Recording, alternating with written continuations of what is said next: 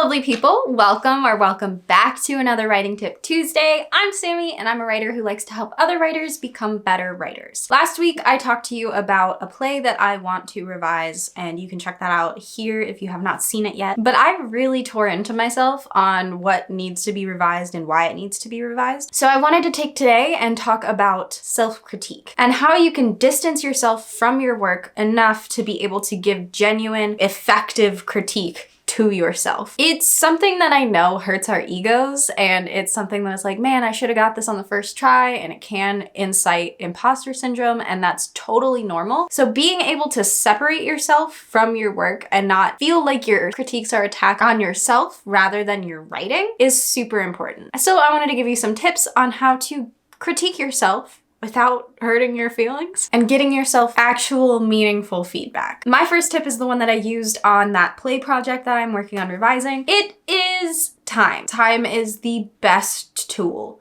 for being able to look at your writing with actual, genuine, fresh eyes. My play was written 4 years ago, which is more than enough time to be able to look at it with fresh eyes. I would say if you want to use time as your tool, you should give yourself at least 3 to 6 months between writing the first draft and going back and editing it. You want the project to have time to actually leave your mind. You want to forget what you had intended for the story. You want to forget what it feels like you did. You want to forget all of that stuff so that you're not imposing certain images into writing that doesn't actually evoke those images. In those 3 to 6 months, to help you forget, do something different. Read a whole series of books. Write a new project. Start working on a new idea. Do something totally different. Get that first draft out of your mind as much as possible. Allowing yourself the time to forget will let you really come back and look with honest, fresh eyes, because you no longer know what you wanted it to say because it's so far out of your mind. You can be like,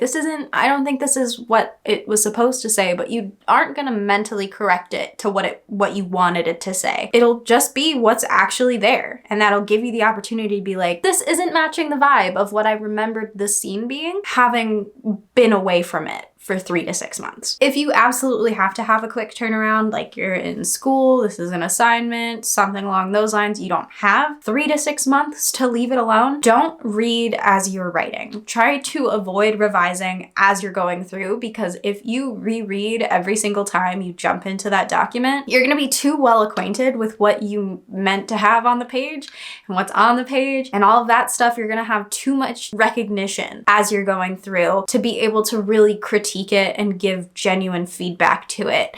When you're so close to it, you have a tendency to feel like it's really good. Think of it as like when you're writing a scene and then you wake up the next morning and you read it back and it's like, wow, what happened here? The more time you spend in that I'm writing the scene mode, the harder it's gonna be to get into that, wow, what did I do here? Creating distance is super important for being able to self-critique. And it does depend on what the size of the project is. If you have like a 10-page short story, yeah, maybe leaving it alone for 2 days is gonna be enough. If you have a feature-length film that you are revising, maybe give it a month. If you have a whole epic fantasy and you finish your first draft, it's fully written, probably gonna want a couple of months before jumping back into that one, because there's so much for you to have acquainted yourself with. But if you avoid doing those back edits, unless something comes up that you immediately know you need to fix, like if there's a plot hole that comes up later and you're like, oh, this is gonna tie into that scene that I wrote really early in the story, I have to add some foreshadowing, or I have to put this character in because they weren't there for that and now they need to be there for that. Something along those lines, that I think is fine to do edits on, but like try not to do that. I'm gonna reread chapter 1 and then just keep rereading chapter 1 and keep rereading chapter 1.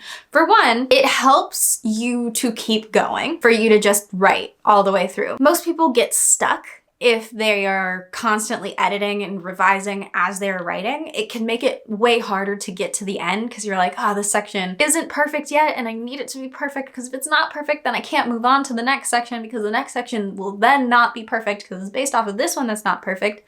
Let it all be not perfect. Please let it all be not perfect, because done is so much better of a feeling than perfect on your first draft. Because if it's perfect, you're never gonna finish. It's never going to be there because it's still just your first draft. You need to keep the momentum going. And to do that, you have to keep going. So going back and editing as you were writing and producing can be detrimental both to the flow of writing, the process, the continuation of getting the story out of you, and to your revision process because you're too close with the material. You're not going to see the same things that you would see if you hadn't looked at that chapter for like 5 weeks and then you went back to it. You're going to see different things with that amount of distance between writing the scene and revising the scene. If you wrote the scene yesterday and at the start of today's writing session, you're going to go back and revise that. You're going to catch like typos. You're going to catch things that are just like, oh, I should have said this word instead. That's not what I meant. And you're going to catch things that are like glaringly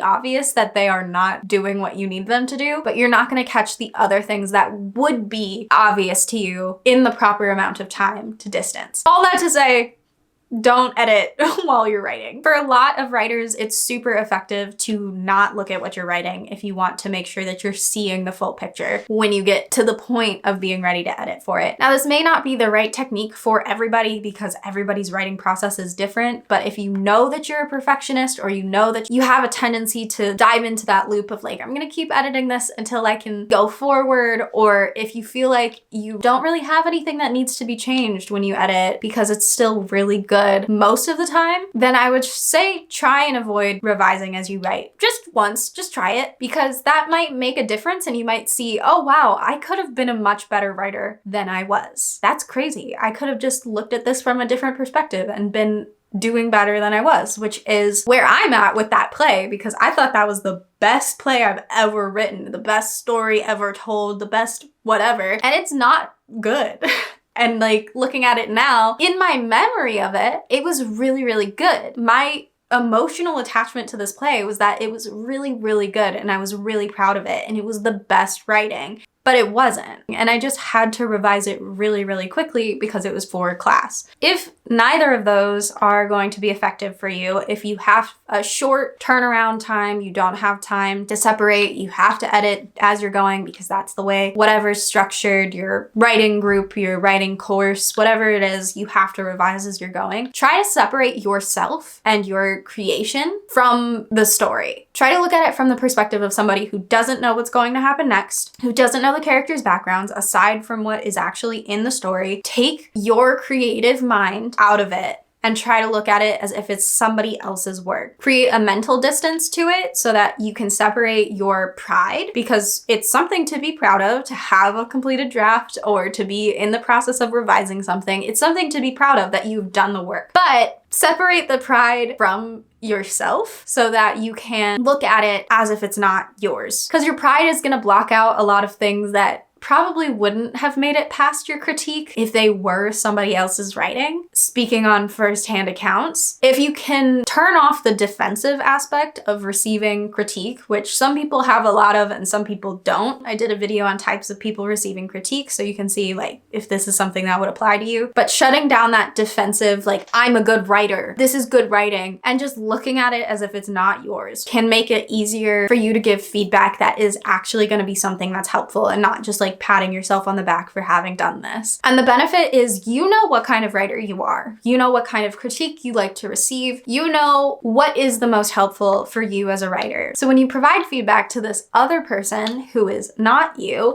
you get the opportunity to give yourself feedback that you would like. If you're the kind of person who likes to have a more gentle approach where it's like you're doing this really well, you're doing this really well, these things are standing out as really great in the process of these things. I wish that this was stronger. You're doing a good job. I'm uplifting you kind of feedback. Or if you like the kind of feedback that tears you apart, that's like, why did you write this? This is trash. Why would you put this in here? Why does it sound like satire? You're writing a serious thing. This isn't good. Don't make it funny, which is the kind of feedback that I enjoy. So that's the kind of feedback I gave myself on my play. So you know what kind of feedback is going to make you more motivated to jump in and get that revision taken care of and actually put in the work to make it the best that it can be. Another tip that I have that's just like a general tip is when you're giving yourself feedback and you're critiquing your own writing, try to keep it separate from the actual document that you are critiquing. So if you're critiquing a printed off document, take out like a piece of paper or a notebook and write down your critiques in the notebook and like reference things that are in the printed off draft. Don't mark up the page, because if you mark up the page while you're in this like, I'm distant from my writing, I'm distant from this scene, I'm distant from who wrote this vibe, you want to keep that distance when you're going through and making the edits. Like, this is something separate than the original draft. It's not these notes are directly related to the draft. Because if you have character problems where it's like, this character feels too much like this character, that's not going to be associated with one single scene. That's going to be associated with the whole, all of the scenes that those characters are in. You're going to want to keep that in mind throughout the whole revision. So having it separate from the actual moment that you noticed it is going to be super helpful for keeping those broader critiques in focus and being able to actually dive in and focus in on everything that your draft needs attention to. Having them on a separate piece of paper is going to be able to keep you focused on all of the broader topics and the more narrow things. So if you have a draft and it's like all of these things are kind of wonky and maybe you don't want to keep everything in the exact same order, or maybe these characters aren't really important anymore, so you take out a whole big chunk of stuff because you thought one character was going to be more important than they ended up being. Whatever it is, you're going to probably be making big changes, and having those notes separate from the document keeps them relevant even after major changes have happened. And it can help with the mindset of this being separate from your work, because it is separate. It's physically separate. It's not your work, it's your critiques on a work. So keeping it fully separate can help with the mindset aspects of it, as well as just the revision process after giving the critiques. But that is all that I've got for you today. I hope you enjoyed this video. I hope it helped you at least a little bit. There's a lot of different people out there and a lot of different ways that you can mentally block up from giving yourself criticism that's actually going to be helpful. So hopefully one of these methods is going to be something that is beneficial to you. Let me know if you do something different when you are self-editing. What is your process if it's not one of these? How do you feel? Would you ever try one of these if that's not what you normally do? If you enjoyed this video or you learned something from it, hit that like button. It'll really help me out and show YouTube that maybe more people can also learn something from this video. If you don't want to miss any of my uploads, hit that subscribe button and the notification bell next to it. I'm here every Tuesday and Saturday for Writing Tip Tuesdays and Story Study Saturdays, so hit that subscribe button so that you can see all of those pop up in your feed. So I will see you guys on Saturday for a story study.